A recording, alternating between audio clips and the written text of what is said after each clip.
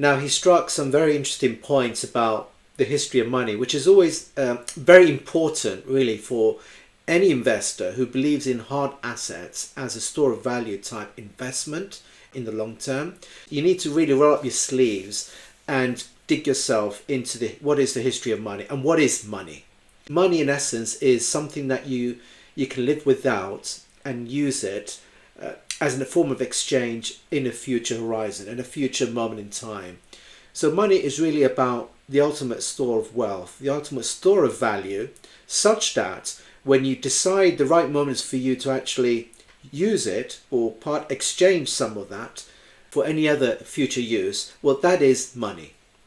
But in order to make use of money, you need to find the hardest asset out there. For me, it's not an equity stock. It's not another commodity where there is an issuer on top. There is a company CEO and so on. It has to be a hard asset. It's used to be gold, in fairness, but now it's been outperformed by Bitcoin. Why is that? Well, he's already explained in the interview. It's the hard cap principle. There's only going to ever be 21 million Bitcoins out there in circulation. And once that's reached, mathematically it's impossible to change that. That's it.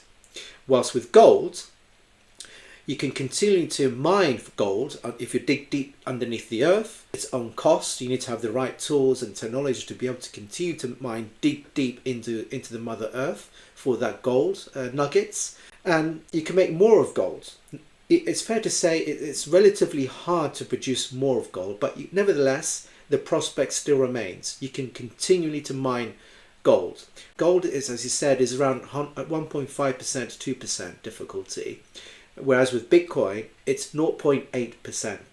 So the difficulty of mining new Bitcoins will multiply by 2 in every successive halving process. So the next halving process, which would increase by 2, the difficulty of mining new Bitcoins will take effect in April 2028, by which it will be 0.4%.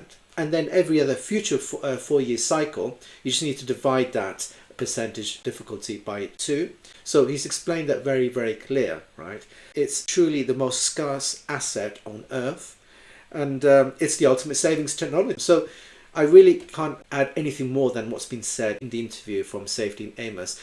The only thing I would argue is, what can the incoming Trump administration do? He mentioned that there is no need to impose a regulatory framework in order to safeguard the Bitcoin network.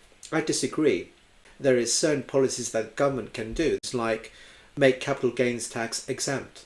Why not? And not just with Bitcoin. If you want to set a level playing field for the entirety of the crypto industry in the country, you might as well just provide a blanket wide capital gains tax exemption for any gains that you materialize or thinking about materializing in the future, whether it's Bitcoin or any other crypto asset out there.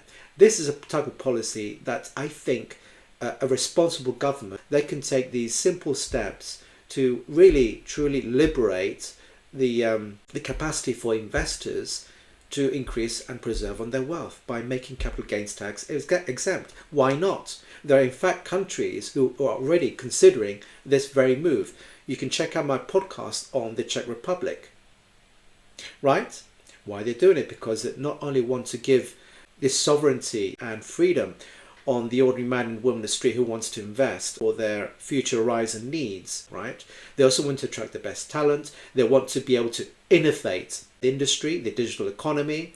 And there's so many reasons. It doesn't just have to limit on the policy on capital gains tax. Several other policies I already made a mention. Innovation. You can support the fintechs who are, responsible at the end of the day for implementing these measures and making the digital economy what it is, right? Because the 2025, and incidentally I made another podcast on this very topic, the key milestone that I would like to leave with 2025, or like to see materialize next year, is the rate of which sovereigns start adopting Bitcoin and mining Bitcoins for themselves in order to incorporate into their own treasuries, right? So, and this, in fact, this is what some of the countries are already doing. It's just a question for the rest of the developed nations out there, right?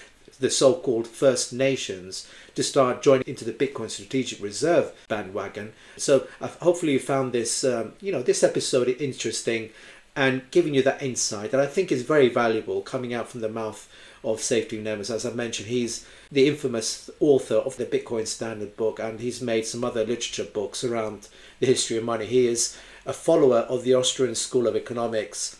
And I think if you do your own research, certainly is very, very recommendable and advisable that you do that research of your own to understand truly from an Austrian economic standpoint the history of money and why Bitcoin is in fact the only solution that we have, right, in history that is truly a scarce asset, and it's indeed the ultimate store of value technology in order to preserve your wealth, but not only preserving your wealth, but also to help create and grow your wealth such that you can leave it for your future legacy needs. So if you liked today's episode, please don't forget to hit the like button and to subscribe to this channel, as I regularly post some interesting podcasts such as these, anything to do with Bitcoin, blockchain technology, and the future of finance. So until next time.